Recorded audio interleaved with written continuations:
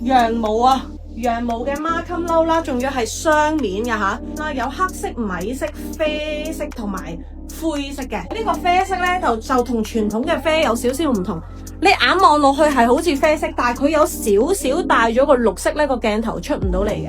嗱，呢個色咧又係幾有型嘅，咁所以你哋可以買唔同款嘅時候就唔同色啦。我哋平時喺屋企買開嗰啲咧，通常就係個底料同埋個面料咧係唔一樣嘅，有底面嘅。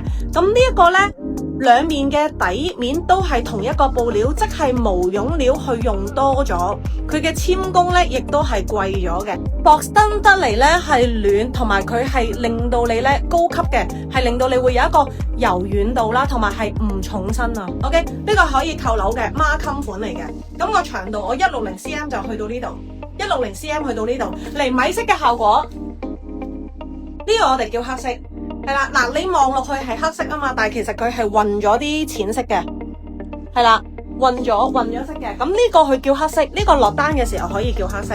咁呢個叫做灰色，又輕身又軟熟又靚。